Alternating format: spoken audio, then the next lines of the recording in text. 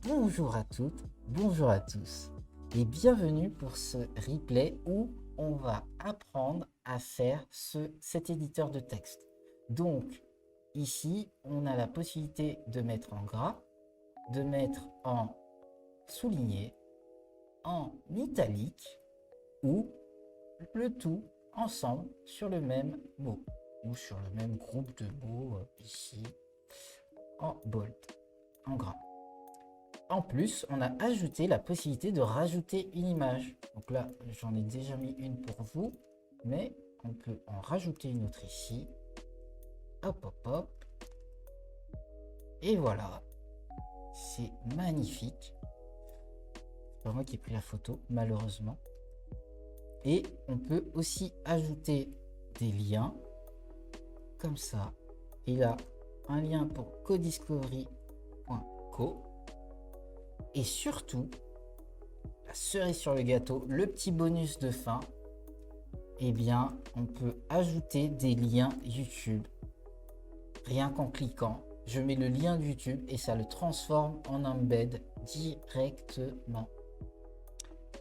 Donc voilà, donc on fait ça en partant de 0, alors pas en moins de 2 heures, en 2h15 à peu près. On a dépassé un petit peu le temps et c'est parti.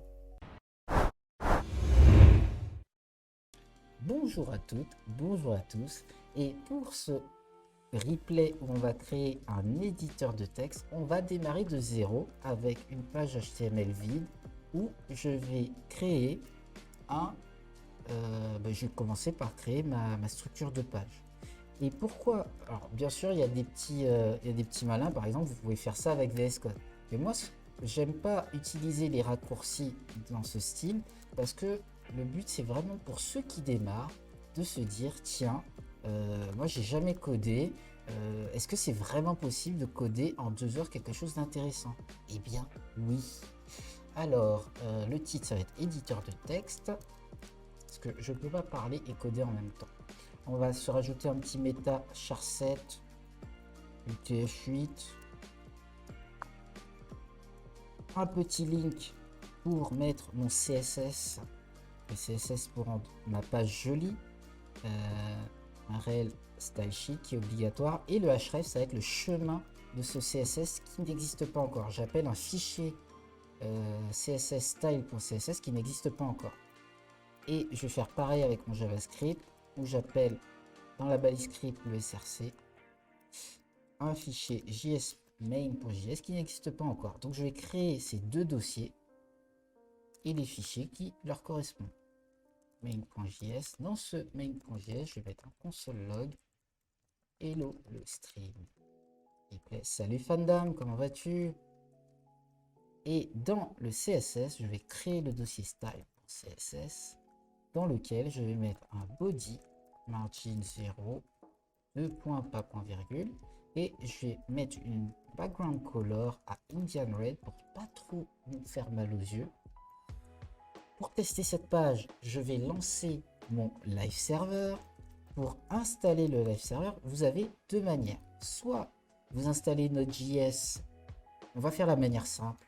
Vous allez ici dans les extensions de VS Code, vous cherchez live server, vous installez, mince, il est où? Il a disparu. Ici, vous l'installez. Une fois que vous l'avez installé, vous faites clic droit, Open with Live Server. Je n'ai pas cette option parce que je ne l'ai pas installé. Moi, je fais la méthode un peu plus compliquée où j'installe Node.js.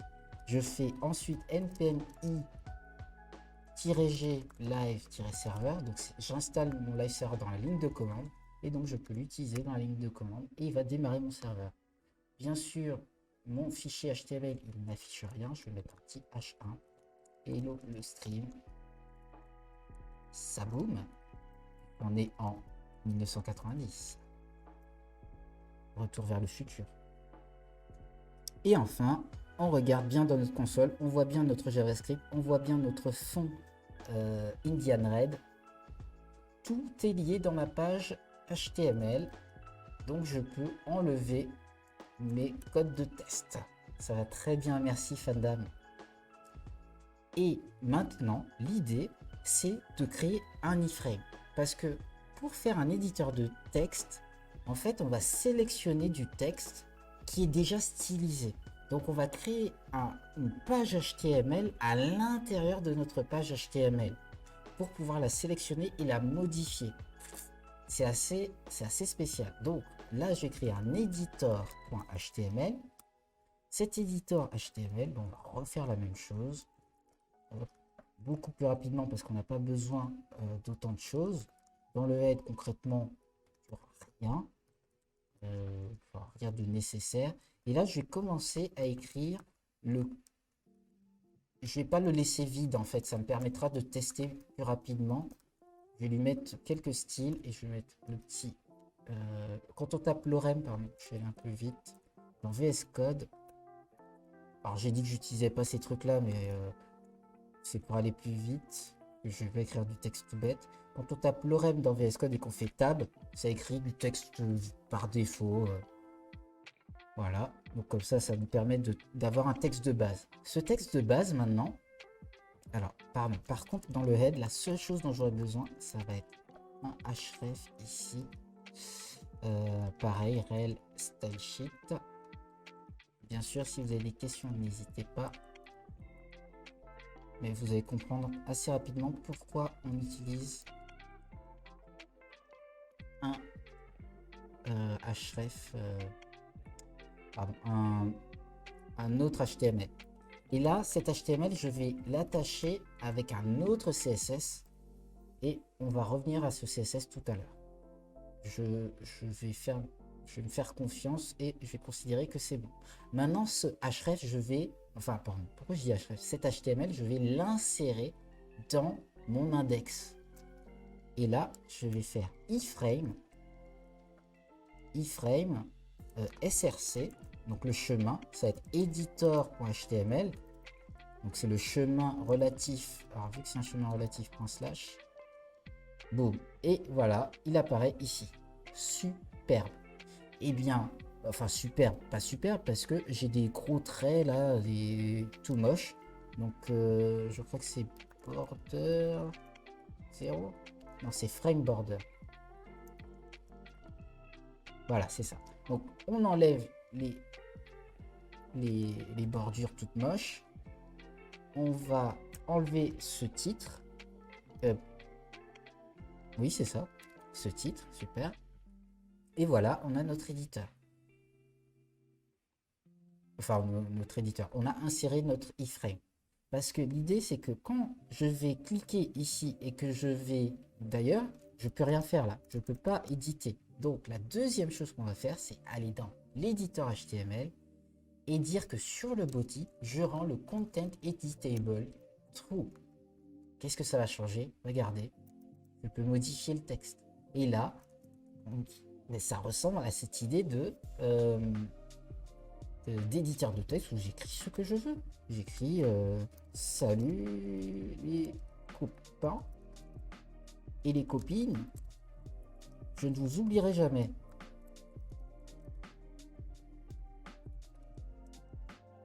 Voilà, j'écris vraiment ce que je veux. Donc, grâce au content editable true. D'ailleurs, si vous mettez juste content editable, ça fonctionnera aussi. Si vous faites du React. Donc, maintenant, l'idée, c'est d'ajouter la possibilité que lorsque je clique ici, ça rajoute le bold, pas le bold, en français le gras, pardon. Et la raison pour laquelle on fait un iframe, c'est que à la fois, quand on sélectionne, je vais vous expliquer. Regardez, hop. Je vais faire un span ici. On va créer le span à la main. On va créer le gras à la main avant de le faire de manière automatisée. Classe bold. Donc je crée cette classe bold qui est attachée à mon éditeur CSS. Donc je vais dans mon éditeur CSS, je crée une classe bold avec point devant et je mets le font weight, la propriété font weight avec bold directement. Et vous voyez que ça le met en gras. La raison pour laquelle on le met dans un iframe, c'est que lorsque je sélectionne ce texte, en fait, ce texte il est sélectionné comme si il était texte et non pas comment dire ça? Voilà, on sélectionne le rendu de la page et non pas l'HTML. Parce que si je passe ce bout de code, donc éditeur HTML, ici, et que je le mets dans mon index classique, donc on enlève ça pour le moment, et que je mets ça, en fait, le text bold, bien sûr, qui s'applique pas parce que c'est pas le même style CSS, lorsque je vais le modifier, il va m'écrire un... Alors, regardez, pardon. Hop. Si je fais un content editable ici, en fait, je vais perdre accès à l'endroit exact où se trouve le span et le bold. Donc, moi, pour éviter ça, je vais le mettre dans un iframe et j'aurai tout le temps le rendu. Et donc, la position sera toujours la position du rendu et non pas la position de qui inclut le span. Et ainsi de suite. Ok. D'ailleurs, c'est un peu bizarre. Hop. Je ne sais pas si j'ai été clair, mais n'hésitez pas à me demander. Et donc maintenant, l'idée, c'est de se dire que on a déjà fait pas mal de choses. On revient sur notre readme, on a créé un iframe, on a ajouté le style gras, et maintenant on va créer un bouton. Donc, on va créer un bouton dans mon index, pas dans mon éditeur. Et donc, je vais créer le bouton ici. Je vais donner une classe TI bold pour text editor. Et dans ce bouton, je vais mettre gras. On va le laisser, on va pas le laisser à gauche comme ça, on va le mettre au-dessus. Donc, je vais utiliser un display flex sur mon body. Donc dans mon style ici, display flex direction colonne, et il sera de haut en bas. Est-ce que j'avais vraiment besoin de faire un flex? Non, j'ai pas envie de gérer ça, donc on va simplement mettre une div au dessus et on va rester dans le mode classique de display. Voilà, c'est pas centré, mais on va gérer le style après. Donc maintenant, quand je clique sur gras, mon but c'est que lorsque j'ai sélectionné un texte et que je clique sur gras, ce texte passe en gras. Mais avant ça, on a pas mal de choses à voir. La première, c'est d'aller chercher l'API de sélection en JavaScript. Donc JavaScript Selection API. Et l'article que j'ai trouvé vraiment cool, c'est celui-ci, JavaScript Info. Et en fait, je vais pas rentrer dans le détail parce que j'ai pris du temps pour le lire et comprendre un peu ce qui se passe. Le but, c'est lorsque je clique à un endroit, il va reconnaître la sélection. Et la deuxième chose, c'est que je dois aussi avoir... le range, il va choisir un point de début et un point de fin sur lequel je vais pouvoir créer, modifier la propriété de ma sélection. C'est-à-dire si je sélectionne tout ça comme texte, je vais pouvoir soit le supprimer, soit ajouter des choses autour, soit insérer des choses à l'intérieur. Donc je choisis le range, le début et la fin, on va dire, je vais l'appeler comme ça, la gamme en français.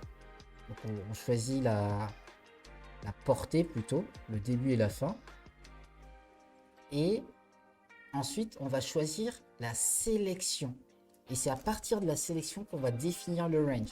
Ça veut dire quoi? Ça veut dire que quand je vais double-cliquer ici, je vais prendre la sélection qui va me dire où est-ce que je me trouve. Et à partir de cette sélection, je vais définir un range. Et le range va me dire exactement le début et la fin de mon rendu. Donc, assez parlé, on va le faire. Sauf que il y a un petit problème. Enfin, non, il n'y a pas de petit problème. On va d'abord commencer à utiliser mon bouton. Donc ici, je vais faire en sorte de récupérer mon bouton document.querySelector te.te bold. Donc ça c'est mon bouton. que je sélectionne et je lui mets un add event listener click. Et ce click, il attend une fonction callback. Comme tous les event listeners qui attendent 3 paramètres, mais on va utiliser que 2. Et au moment où je clique sur ce bouton, je vais récupérer la sélection. Donc on va commencer par ça.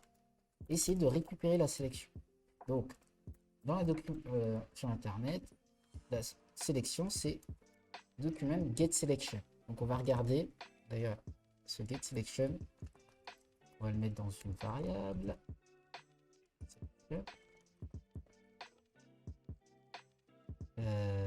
Et on va afficher selection. Hop. Et je vais double-cliquer ici, je vais cliquer sur sélection, et ma sélection, elle m'affiche 0. Pourquoi? Parce qu'en fait, la sélection que j'ai ici, le document représente mon fichier index.html. Moi, je veux que ma sélection se fasse sur le document bframe, mon éditeur.html. Donc, je vais, à partir de mon document, rentrer dans mon content, document, je crois, de tête. On va juste faire un console log de ça avant que j'aille trop loin. Undefined, donc j'ai oublié de tête, donc document get iframe.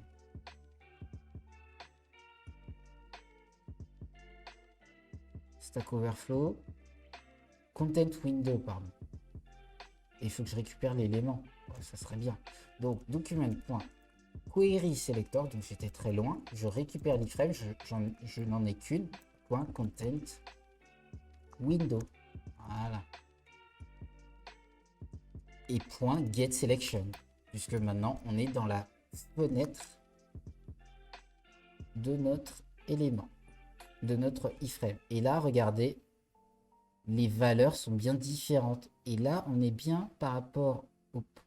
Regardez, on va plutôt cliquer sur celui-ci et refaire gras. On a une deuxième sélection.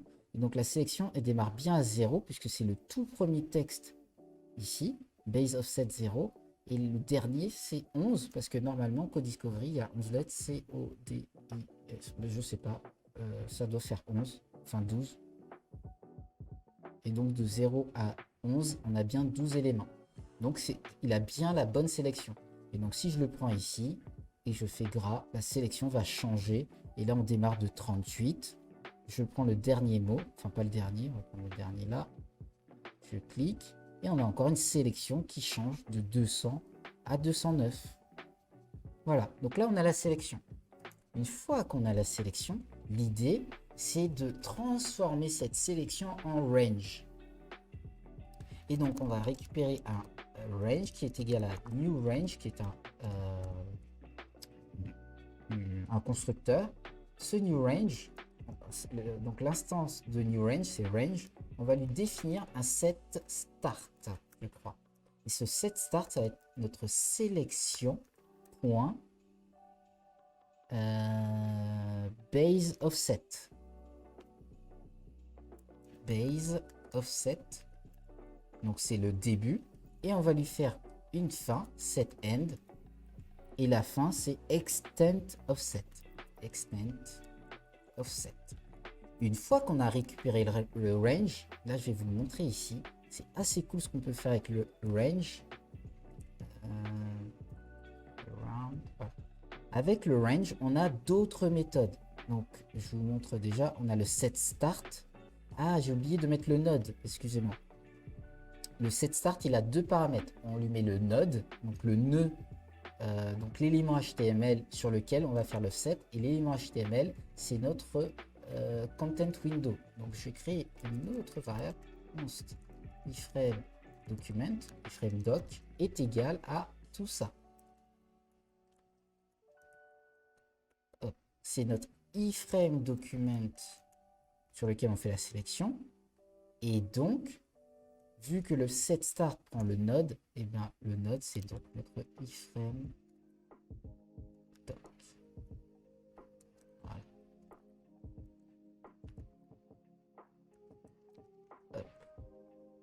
je vais rapidement vérifier ce que j'avais fait dans ma préparation, parce que là j'ai un gros doute et ça m'embêterait qu'on avance trop loin ici. Donc je recherche sur un autre ordi cette start, et oui, parce que je fais pas tout ça de tête. Ah non, ben non, ben non. Et oui, je me disais qu'il y avait un problème. Ok. Donc en fait, sur la sélection, on revient sur la sélection. Elle fait gras. Il y a une petite erreur, c'est pas grave, elle n'est pas encore faite. Elle n'est pas encore. On n'a pas encore tout fini. En fait, ici, le base offset, ben, il se fait sur un base node. Donc j'ai déjà un base node que j'ai sélectionné. C'est plutôt mon selection en base node, je prends, et mon selection extent node. Voilà. Et donc, à partir de ça, je récupère le début et la fin. Donc là, j'ai sélectionné le début et la fin qui correspond à la sélection. Mais bizarrement, on doit passer d'abord par la sélection, récupérer le range de cette sélection. Et une fois qu'on a le range, eh bien, on peut faire plein d'autres choses. Soit on peut effacer le contenu qui est dans le range. Ben, vous savez quoi, on va faire celui-ci, ça peut être cool. Je ne l'ai pas testé, mais ça devrait fonctionner. Delete contents, le contenu qu'on a sélectionné. Donc je double-clique ici et super, ça a supprimé. Donc ça veut dire que si je sélectionne tout ça, hop, sélectionne ça, hop, ça delete le contenu qui est dans le range. J'en fais ce que je veux. Mais là, c'est un peu court. On peut faire d'autres choses, on peut cloner, on peut extraire le texte.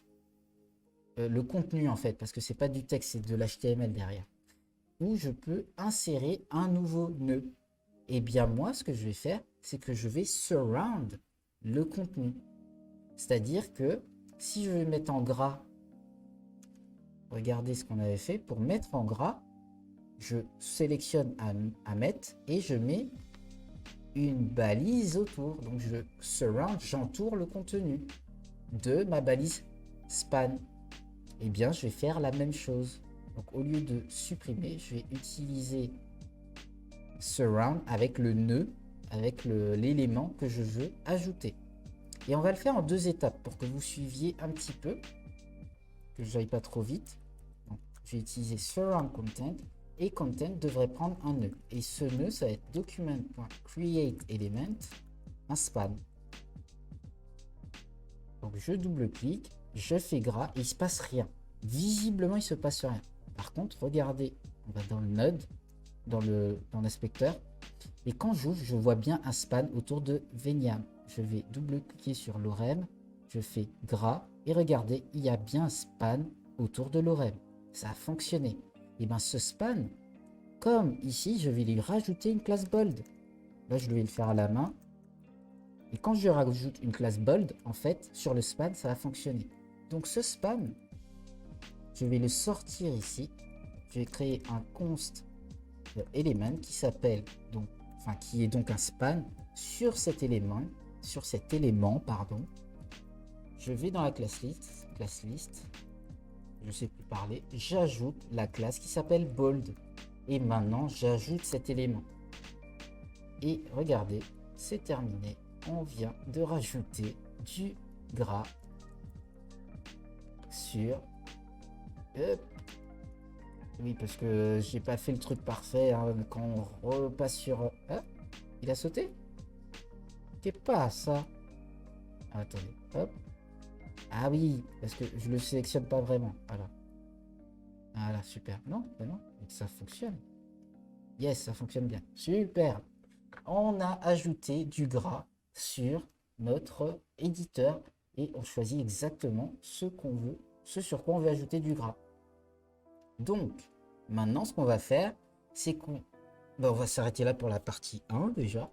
Donc, je vais reprendre tout de suite pour la partie 2. Et si vous voulez voir la partie 2, pour ceux qui regardent en replay, vous allez sur codiscovery.co, vous aurez la suite. Et voilà, c'est la fin de la partie 1.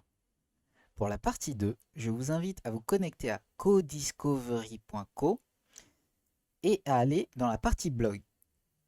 Vous retrouverez tous les replays Codiscovery et si vous cliquez sur la partie 2, vous remarquerez que vous devrez soit créer un compte, soit vous connecter à un compte. Dans mon cas, je vais me connecter à un compte.